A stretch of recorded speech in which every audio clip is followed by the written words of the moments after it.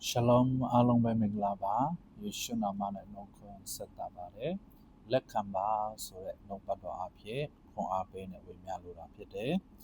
Shion curing kanjite, a pine a senate.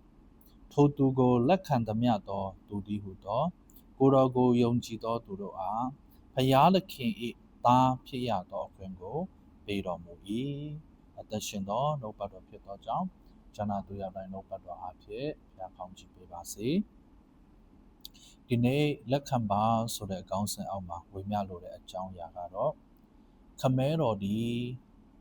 လောကသားဒီနေ့တင်တဲ့ကျွန်တော်ကိုချစ်တဲ့အသက်ကြောင့်တပါးဒီတော်သားတော်ယေရှုခရစ်ကိုစေလွှတ်ခဲ့တာဖြစ်တယ်သားတော်ယေရှုခရစ်ကိုလက်ခံတော်သူတွေဟာယုံကြည်တော်သူတွေဟာပျက်စီးခြင်းတော့မရောက်ထာဝရအသက်ကိုရယုံတယ်မကဖယားသခင်ရဲ့သားသမီးဖြစ်ရသောအခွင့်ကို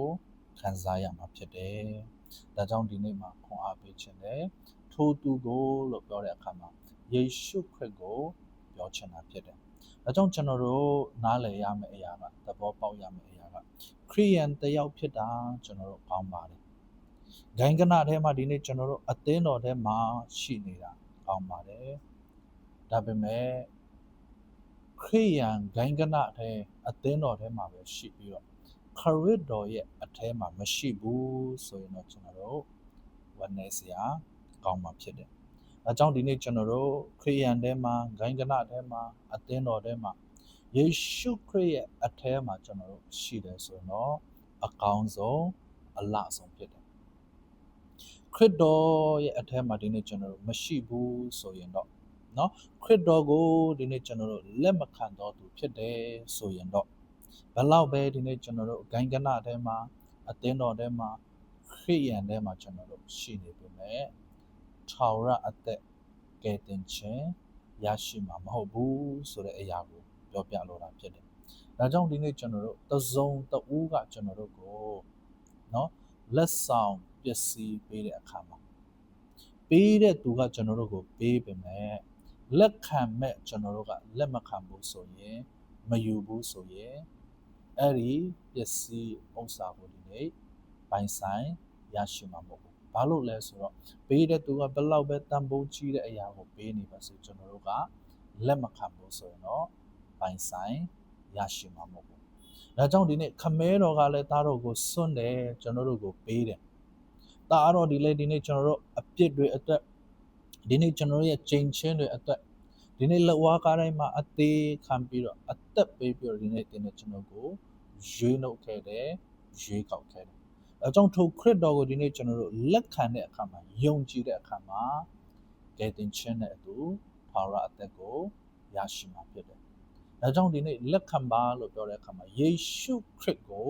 ဒီနေ့မိမိ၏အသက်သခင်ကယ်တင်ပိုင်ရှင်ဖြစ်ယုံကြည်လက်ခံတော်သူများဖြစ်ဖို့ရန်ကြောင်းခွန်အားပေးလိုတာဖြစ်တယ်ရှောလမုန်တခြင်းအခန်းကြီး9အပိုင်ငယ်1နဲ့6မှာကျွန်တော်တို့ကြည့်တဲ့အခါမှာခေါင်းစဉ်ကဘယ်လိုပေးထားတယ်လဲလို့ကျွန်တော်တို့ကြည့်တဲ့အခါမှာခွဲခွာရခြင်းเนาะဒီနေ့လက်မခံခြင်းရဲ့เนาะဒီနေ့စိုးကျိုးကိုကျွန်တော်တို့တွေ့ရတာဖြစ်တယ်အဲ့ဒီမှာသူကကဗျာဆန်ဆန်လေးနဲ့ပြောတဲ့အရာကငါဒီအိပ်ပျော်စဉ်နှလုံးသွင်းလက်ရှိ၏ငါချစ်ရသခင်၏စကားတန်ပေငါနှမငါချစ်တော်အမိငါဂျိုးငါဤစုံလင်သူငါအားဖွင့်ပါငါကောင်းဒီနင်းနဲ့၎င်းငါစပင်ဒီည၌ကြတတ်သောနင်းဆက်များနဲ့၎င်းဆိုပြီးဟုဆိုလဲခောက်၍နေတော်မူ၏သခင်ကသူ့ရဲ့ချစ်လစွာသောသူ့ရဲ့နှမကိုเนาะဒီနေ့တကားဖွင့်ဖို့ရန်အတွက်เนาะဒီနေ့တကားကိုခောက်တယ်တဲ့ပြီးတဲ့အခါမှာငါ့ကိုတကားကိုဖွင့်ပေးပါဆိုပြီးတော့အပြင်ကနေပြီးတော့လမ်းခေါ်တာဖြစ်တယ်အထဲမှာရှိနေတော့သူ့ရဲ့ချစ်သူကလည်းเนาะကျမဒီအဝတ်ကိုချွတ်ပါပြီအဘဲကြောင့်ဝတ်ပြန်ရမည်နီခြေကိုလည်းဆေးပါပြီတဖန်မြက်အောင်အဘဲကြောင့်ပြုရပါမည်ပြီးတဲ့အခါမှာဒီ ဒီနေ့ငါချစ်ရာသခင်ဒီလက်တော်ကိုတကားပေါက်အထဲသို့တွန်းတော်မူသည်ဖြစ်၍သူ့ကိုချစ်တနာသောစိတ်အားကြီးသဖြင့်ငါချစ်ရာသခင်အားတကားကိုဖွင့်အံ့သောငါထသောအခါငါလက်မှမူရန်စီငါလက်ချောင်းတို့မှပဂတိမူရန်စီဒီတကားချင်းတိုင်ပေါ်မှာဆက်ဆက်ကြလေ၏ငါချစ်ရာသခင်အားငါဖွင့်တည်ရှိသောငါချစ်ရာသခင်ဒီထွက်သွားနေပြီစကားတန်တော်ကိုစစ်စစ်နားထောင်လက်သခင်ကိုရှာတော်လဲမတွေ့ခေါ်တော်လဲထူးတော်မမူဒီမှာကျွန်တော်တို့ကြည့်တဲ့အခါမှာသခင်ကသူချစ်ရတော့เนาะသူ့ရဲ့ချစ်သူတတိုးသမီးစီမှာเนาะဒီနေ့ဝင်ခွင့်တောင်းပြီးတော့ခေါ်ပြီးတော့တကားကိုခောက်တယ်ဒါပေမဲ့သူချစ်တဲ့သူကသူ့ရဲ့တတိုးသမီးကသူ့ကိုတကားမဖွင့်ပေးဘူးတကားမပွင့်တဲ့အခါမှာကြာမြင့်စွာနဲ့အပြင်မှာသခင်ကစောင့်နေတယ်။နင်းတွေလည်းဆက်ဆက်ကြာနေတယ်။အေးဒဏ်ကိုခံစားပြီးတော့သခင်ကအပြင်မှာစောင့်နေတယ်။နောက်ဆုံးသခင်ကမစောင့်နိုင်တော့တဲ့အတွက်ကြောင့်သခင်ကလက်ပြန်သွားတယ်။ထိုအချိန်မှာသူ့ရဲ့တတိုးသမီးသူ့ရဲ့ချစ်သူကတကားကိုတွားဖွင့်တဲ့အချိန်မှာသူ့ရဲ့သခင်ကမရှိတော့သူ့ရဲ့သခင်ရဲ့စကားတန်ကိုနားထောင်ပြီးသခင်နောက်ကိုလိုက်တော့လေသခင်ကိုမတွေ့ဘူး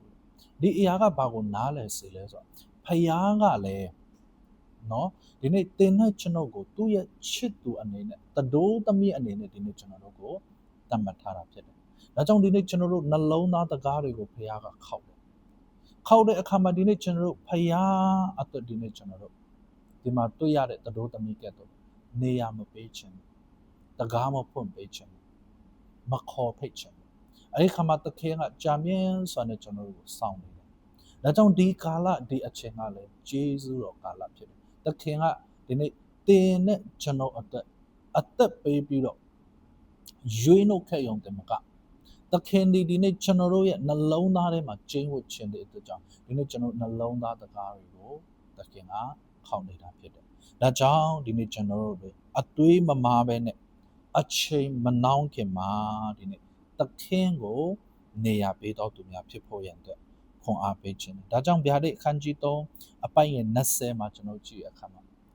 တကားကိုခောက်တဲ့အချိန်မှာတဲ့နော်တကားကိုဖွင့်ပေးတဲ့သူတွေနဲ့ငါအတူရှိမယ်သူတို့နဲ့အတူစားမယ်လို့ပြောတာဖြစ်တယ်။ဒါကြောင့်သခင်ကတကားဒီနေ့တည့်ရဲ့နှလုံးသားတကားကိုခောက်တဲ့အချိန်မှာဒီနေ့သင်ဟာသခင်ကိုကြိုးဆိုပြီးတော့နေရာပေးပြီးတော့သခင်နဲ့အတူနော်ဒီနေ့မင်္ဂလာညစာကို